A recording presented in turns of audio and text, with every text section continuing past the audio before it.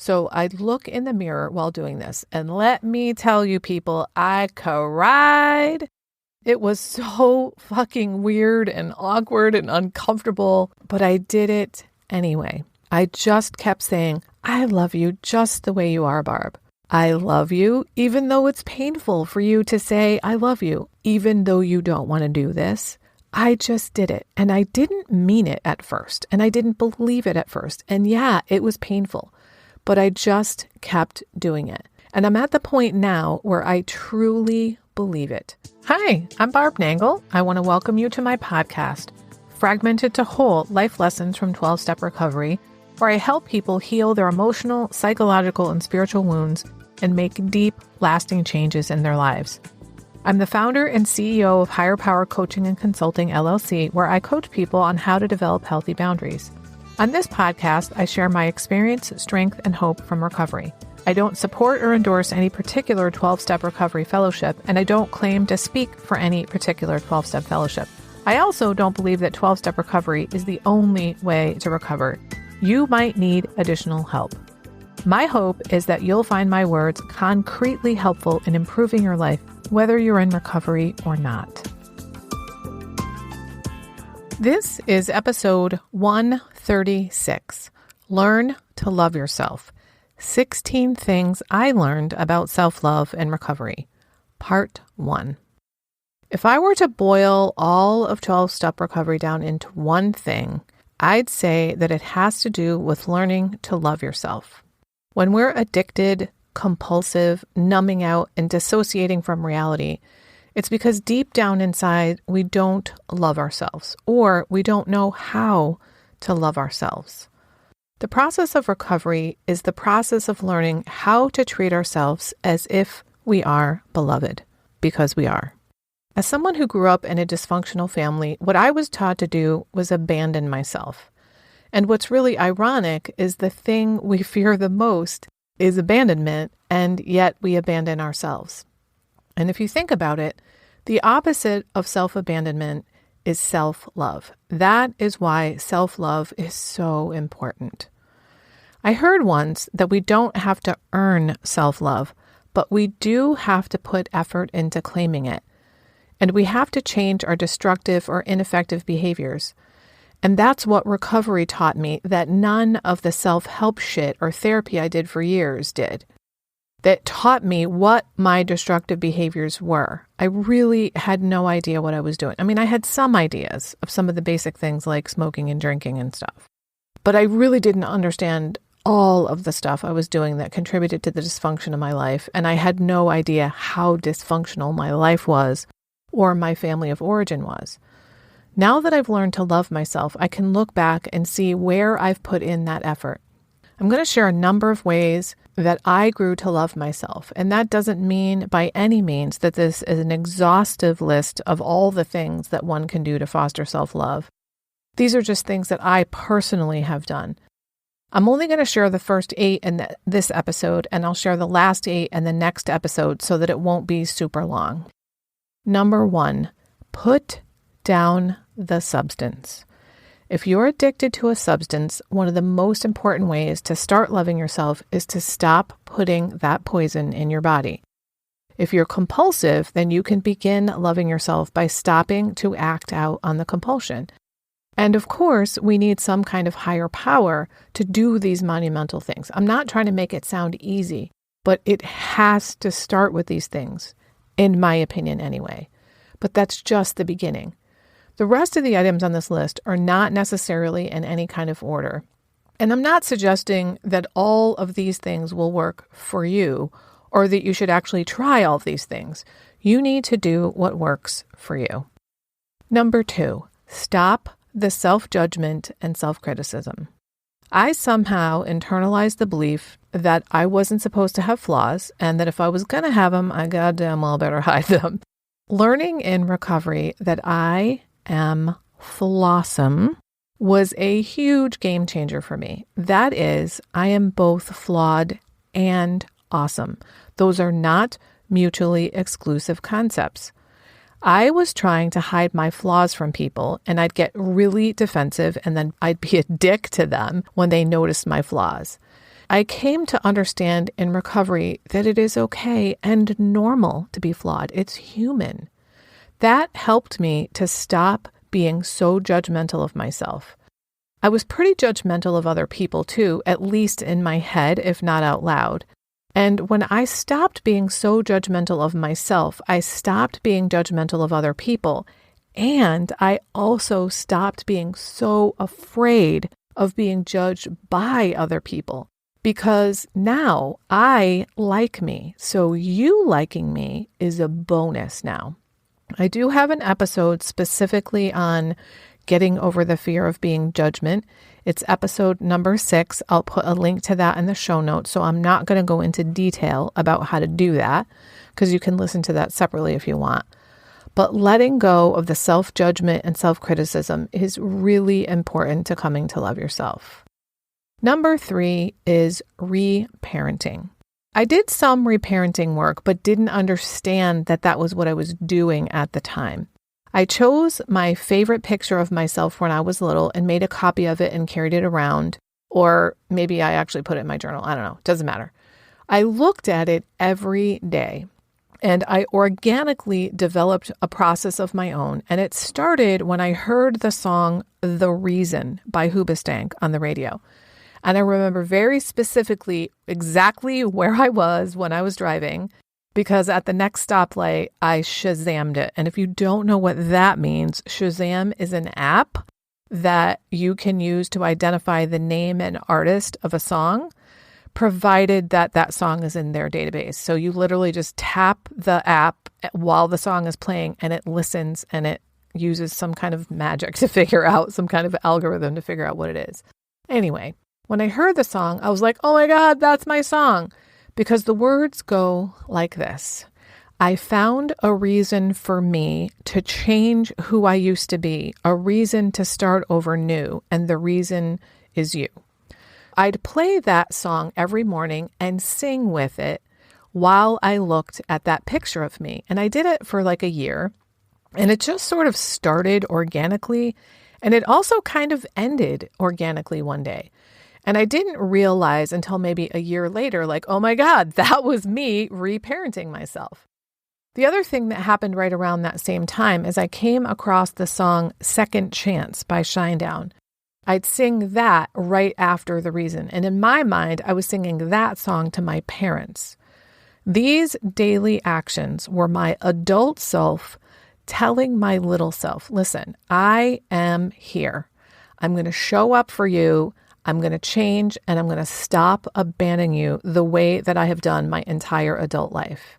That practice of reparenting myself was really important to growing to love myself and trust myself. And I didn't really understand just how important that was until later. I've done some additional reparenting activities, including cultivating an image of an inner loving parent. And then I wrote a letter to her. I was taught that you write a letter to the inner loving parent to tell them what you need.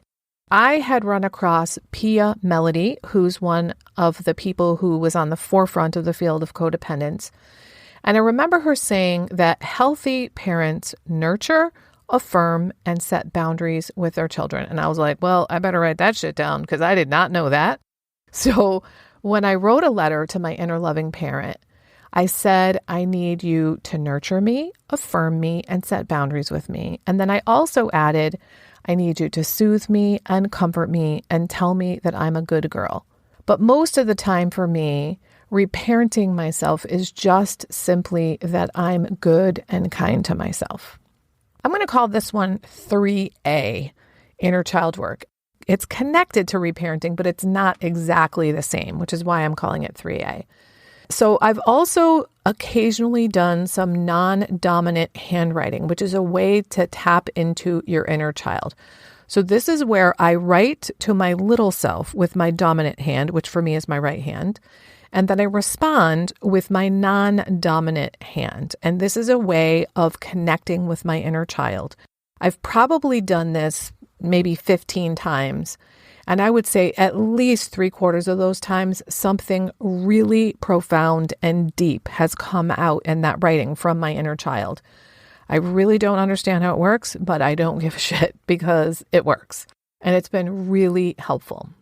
Number 4 is mirror work. The mirror work I did was profoundly helpful. And the way that I did it was this. I first decided what was the thing I needed to say to myself. And I came up with, I love you just the way you are, Barb. So I'd look in the mirror while doing this. And let me tell you, people, I cried. It was so fucking weird and awkward and uncomfortable when I started doing it, but I did it anyway. I just kept saying, I love you just the way you are, Barb. So it was like this. I love you even though you're crying while looking in the mirror. I love you even though it's painful for you to say I love you, which is really sad, by the way. I love you even though you're resisting telling yourself I love you, even though you don't want to do this. I just did it. And I didn't mean it at first. And I didn't believe it at first. And yeah, it was painful. But I just kept doing it. And I'm at the point now where I truly believe it. And sometimes I'll catch my eye in the mirror and I'll get this like impish grin and I'll say, I love you, Barb, just the way you are. I also have a little framed mirror that somebody gave me. And I taped that picture of myself on it and put a sticky note across the top that says, I love you just the way you are. And it sits on my altar, which is also known as the top of my dresser. And I see it every day. I don't necessarily pay attention to it every day, but it's there. And it's a holy thing for me, which is why it's on my altar. Number 5, I take care of my physical body. That means I brush and floss my teeth every day, and I bathe every other day. I don't go 4 or 5 days and then use dry shampoo in my hair like I did when I was super depressed and neglecting my physical body. I also take care of my physical body by getting enough sleep every night. I deserve sleep. So do you, by the way. Going for a walk or doing yoga every single day. And then I also have a little mini yoga routine I do. It's like 5 minutes every morning and every night. I eat 3 meals and 2 snacks of healthy food every day. I take really good care of this vessel that I'm walking around in. Number 6, I make conscious contact with my higher power, who I choose to call God. And I do this multiple times a day. The important part here is that it's conscious. I have a very lengthy conscious contact session in the morning when I wake up and again in the evening when I go to bed. This is what I need to do to love myself, because if I don't spend the time doing that, I'm not stable. And I want to be stable. I love myself by giving myself stability through my conscious contact. Number 7, I also love myself by walking away from crazy. When I first got into recovery, I heard people say it's okay to walk away from crazy. I honestly didn't know that. It sounds rather obvious now, but I used to walk toward crazy. And that was because I was going to rescue or fix the person or situation. And now I don't walk towards crazy. I walk away from crazy because it's an option. It just wasn't an option for me in the past. Among other things, that means I don't put myself in harm's way. I stop doing things that trigger me, like hang out with people who are triggering or imbibing in substances that are triggering for me. So I stay away from that stuff. I was attracted to that before because chaos and craziness was normal to me, and it's just not anymore. Number 8, I take care of my physical environment. I make my bed every day because if my bed is not made, that means there is chaos in my bedroom. And I don't like chaos in my home anymore. I especially don't like it in my bedroom, which is the sanctuary of my home. And I think of my bed as the sanctuary of my sanctuary. And of course, I don't want chaos there. Now, I'm not the best housekeeper in the world, but my house isn't full of clutter the way that it used to be. And it's sort of like my home mirrored the inside of my head before recovery. Chaos. All right, I'm going to stop there for now so this episode won't be super long. tune in again next week for the next 8 things I learned about self-love in recovery so that you can learn how to love yourself too. I was recently reminded by a friend that when I first started recovery, I didn't feel lovable. I almost can't believe that I used to feel that way and that I kind of forgot something so profound because I truly love myself now. And I want that for everybody. If you don't love yourself, there's literally nothing that can make up for that. I created something exclusively for my private clients since many of them don't love themselves. And I've now opened up my private vault to share it with up to 10 people individually. It's called the Self-Love Sprint. You'll grow to love yourself and truly feel worthy so you can stop saying yes when you really want to say no, stop neglecting yourself and putting everyone else first.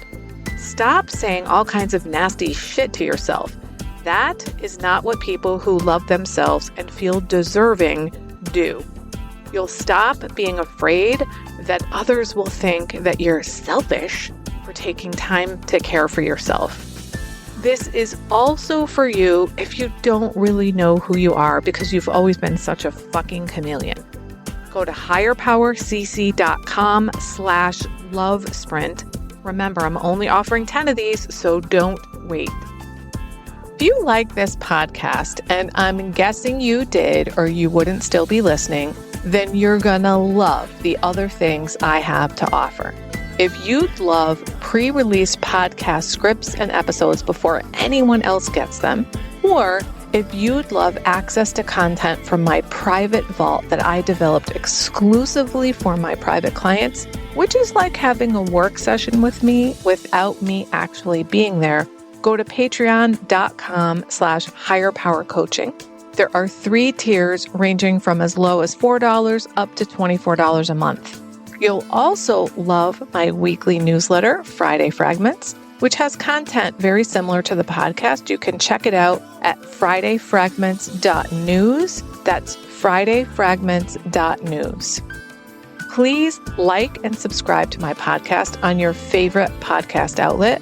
I'd also love it if you'd leave a review, which you can do either in the show notes or on Apple Podcasts. It really helps other people find my podcast so they can get the benefits you've gotten from listening. If someone came to mind when you listened to this particular episode, please share it with them. And my favorite place to hang out on social media is Instagram. I'm at Higher Power Coaching. Please DM me there. I'd love to hear what you got from this episode. I run group and private coaching programs on building healthy boundaries. Whether you need help with boundaries in your personal, professional, or romantic life, I can help. Head on over to barbchat.net where you can hop onto my calendar for a free 30-minute Better Boundaries consultation. My ideal client is someone who is ripe for change. If that's you, I would love to work with you. My goal with all my work is to help you make lasting changes in your life like I've made deep, lasting changes in my life. Remember, it's never too late to recover. No one is beyond hope, and healing is possible. Thanks for listening.